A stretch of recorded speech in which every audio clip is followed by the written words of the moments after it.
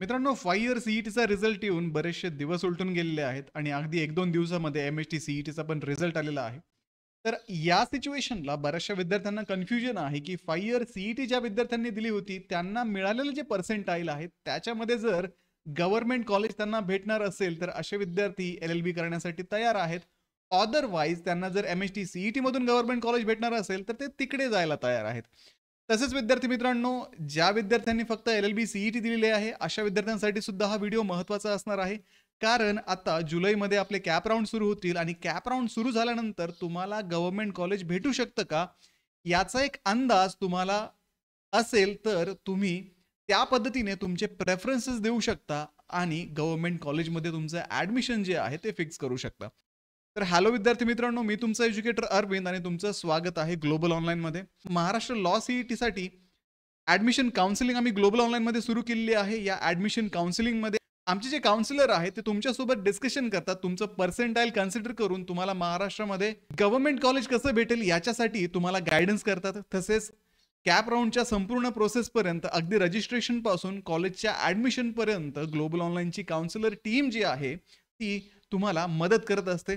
त्याच्यानंतर कॅप राउंडमध्ये तुम्हाला जे प्रेफरन्सेस द्यायचे असतात, त्या प्रेफरन्सेसची एक लिस्ट तुम्हाला या काउन्सिलिंगमध्ये प्रोव्हाइड केली जाते. जेणेकरून पहिल्याच राउंडमध्ये तुम्हाला बेटर कॉलेज मिळण्यासाठी इथे मदत होते. तसेच विद्यार्थी मित्रांनो, डॉक्युमेंट व्हेरिफिकेशन असेल, तुमच्या कट ऑफचं ॲनालिसिस असेल आणि राउंड वाईज कुठलं कॉलेज आता तुम्ही फिक्स करायला पाहिजे याच्याविषयी डिसिजन देण्याचं काम सुद्धा ग्लोबल ऑनलाईनची टीम करते. तर विद्यार्थी मित्रांनो, ही काउन्सिलिंग जॉईन करण्यासाठी दिलेल्या नंबरवरती कॉन्टॅक्ट करा, इन्क्वायरी करा आणि आजच बेटर कॉलेज कसं भेटेल याची काळजी करणं सोडून द्या. ठीक आहे विद्यार्थी मित्रांनो. तर आता आपण 5 इयर एल-एल-बी सीईटीचा जो कॅटेगरी वाईज कट ऑफ आहे तो डिटेलमध्ये डिस्कस करणार आहोत. तर विद्यार्थी मित्रांनो, सगळ्यात पहिली जी कॅटेगरी आहे डी-टी-व्ही-जे म्हणजेच डिनोटिफाईड ट्राईब्स आणि विमुक्त जाती. तर याच्यामध्ये तुम्ही पाहू शकता, इथे तुम्हाला कट ऑफ समोर दिलेला आहे. डी-टी-व्ही-जे फिमेल असेल, डी-टी-व्ही-जे जनरल असेल, डी-टी-व्ही-जे जनरल डिफेन्स असेल, इथे तुम्हाला कट ऑफ समोर दिसतोय. तर मित्रांनो, तुम्ही याच्यामध्ये एक ऑब्झर्वेशन करू शकता. डी-टी-व्ही-जे जनरल डिफेन्सला 34चा कट ऑफ आहे, तोच कट ऑफ डी-टी-व्ही-जे जनरलला 6चा आहे. म्हणजे याच्यावरनं आपल्या एक लक्षात येतं की डिफेन्सचे जे सीट आहेत ते खूप कमी असतात आणि तिथे ॲप्लिकेशन जर जास्त आले तर तिथे कट ऑफ वाढू शकतो.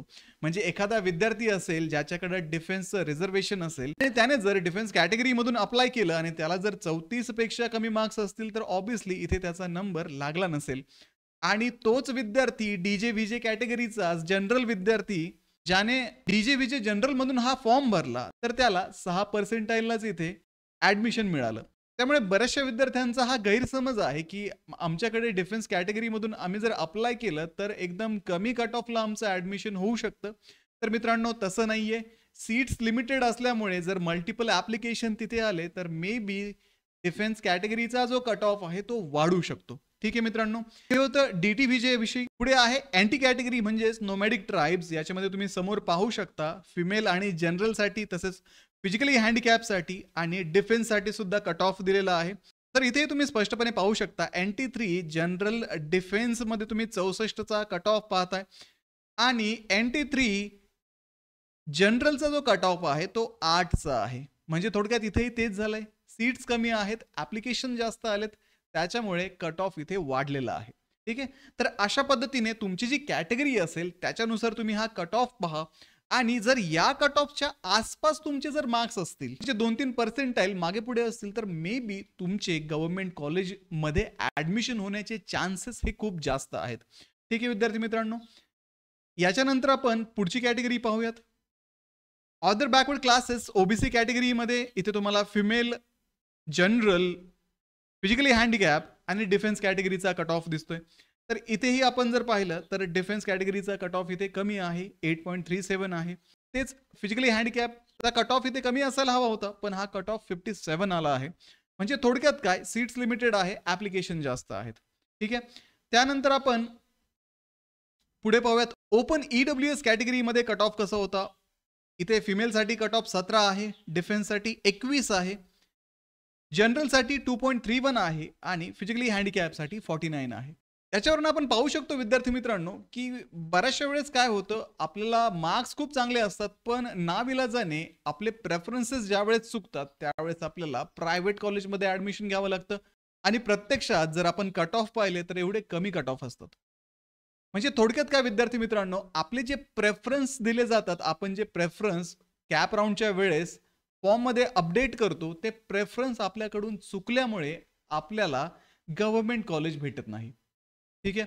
तर अशा पद्धतीने तर त्यासाठीच मित्रांनो ग्लोबल ऑनलाईनमध्ये या सगळ्या कट ऑफचं ॲनालिसिस केलं जातं. तुम्हाला एक्स्पेक्टेड कुठलं कॉलेज आहे आणि तुम्हाला कुठलं कॉलेज भेटू शकतं, याच्यावरती तुम्हाला गाईड केलं जातं. तुम्हाला गव्हर्नमेंट कॉलेज कसं भेटेल याच्याविषयी काउन्सिलिंगमध्ये मॅक्सिमम प्रयत्न केला जातो. ठीक आहे मित्रांनो.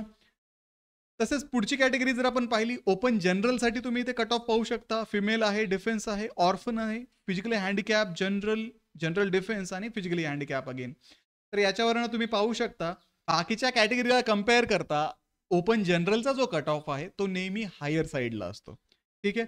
तर याचा तुम्ही स्क्रीनशॉट काढून ठेवू शकता किंवा तुमच्याकडे नोट डाऊन करू शकता.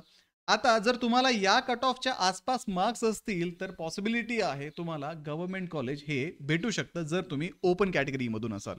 त्याच्यानंतर पुढची कॅटेगरी आहे शेड्यूल कास्ट म्हणजेच एससीज. तर इथे तुम्हाला शेड्यूल कास्टचा टाईप वाईज कट ऑफ दिलेला आहे. फिमेल असेल, फिमेल डिफेन्स असेल, female physically handicap, general, general defence, general orphan आणि जनरल फिजिकली हँडिकॅप. तर याच्यावरून आपण पाहू शकतो इथे एससी फिमेल पीएच साठी कट ऑफ जो आहे तो 0.21चा होता आणि तेच आपण एससी फिमेल डिफेन्ससाठी पाहिलं तर कट ऑफ 49 होता. आता एससी फिमेल पीएचचा कट ऑफ एवढा कमी का आहे? सीट्स लिमिटेड आहेत, पण ॲप्लिकेशनच तिथे आले नाहीत. म्हणून एवढ्या कमी कट ऑफला तिथे ॲडमिशन हे झालेलं आहे. तेच डिफेन्सच्या बाबतीत पाहिलं तर मल्टिपल ॲप्लिकेशन गेले, सीट्स कमी होते, कट ऑफ वाढला. अगेन एससी जनरल डिफेन्सचा कट ऑफ पण तुम्ही पाहू शकता 54 आहे. म्हणजे हे जे व्हेरिएशन येतंय ॲक्चुअली सीट लिमिटेशनमुळे येतंय आणि मल्टिपल ॲप्लिकेशनमुळे येतंय. त्यानंतर पुढे आपण जर पाहिलं socially and educationally backward classes that is SCBC याचा कट ऑफ जर पाहिला तर फिमेल डिफेन्स आणि जनरलसाठी कट ऑफ दिसतोय. मोस्ट ऑफ द ठिकाणी फिमेल आणि जनरलचा कट ऑफ जो आहे तो डिफेन्सच्या कट ऑफपेक्षा कमी तुम्हाला इथे ऑब्झर्व होतोय. त्यामुळे विद्यार्थी मित्रांनो ज्यावेळेस तुम्ही कॅप राउंडचे ॲप्लिकेशन ज्यावेळेस फिलअप करत असाल त्यावेळेस संपूर्ण विचार करून तुम्हाला कॉलेजचे प्रेफरन्सेस द्यावे लागणार आहेत. तरच तुम्हाला गव्हर्नमेंट कॉलेज भेटण्याचे जे चान्सेस आहेत ते हायर असतील. आता यानंतर पुढची कॅटेगरी आहे schedule tribe that is ST. ST female आणि एसटी जनरलचा इथे कट ऑफ दिसतोय. एसटी फिमेलचा कट ऑफ इथे 11.67 होता. तोच एसटी जनरलसाठी कट ऑफ 0.044 एवढा होता. ठीक आहे मित्रांनो.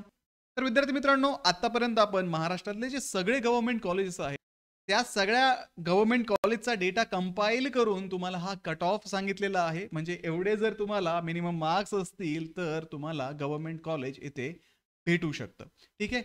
आता तुम्ही तुमचे पर्सेंटाईल पहा, त्याच्यानंतर हा कट ऑफ पहा आणि एक व्यवस्थित डिसिजन घ्या जेणेकरून तुम्हाला गव्हर्नमेंट कॉलेज इझिली मिळेल. प्रेफरन्सेस व्यवस्थित द्या, व्यवस्थित प्लॅन करा कुठला प्रेफरन्स कधी द्यायचा आहे आणि कुठल्या राऊंडमध्ये कॉलेज तुम्हाला फिक्स करायचं आहे. ठीक आहे.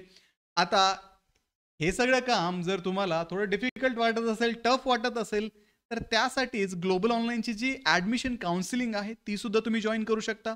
याच्यामध्ये अगदी कॅप राउंडच्या रजिस्ट्रेशनपासून तर कॉलेजच्या ॲडमिशनपर्यंत तुम्हाला ग्लोबल ऑनलाईनमध्ये गायडन्स मिळणार आहे. प्रत्येक स्टेपवरती तुम्हाला काही अडचण असेल, डॉक्युमेंट व्हेरिफिकेशनमध्ये काही इश्यू असेल, तुम्हाला कॉलेज सजेस्ट करणं असेल किंवा तुमचे ऑप्शन फॉर्म जे असतात त्याच्यामध्ये प्रेफरन्स देणं असेल, या सगळ्या गोष्टी ग्लोबल ऑनलाईनचे जे काउन्सिलर आहेत ते तुमच्यासोबत डिस्कस करून डिसाईड करतात आणि आता तुम्ही कुठल्या कॉलेजमध्ये ॲडमिशन तुमचं फिक्स करायला पाहिजे.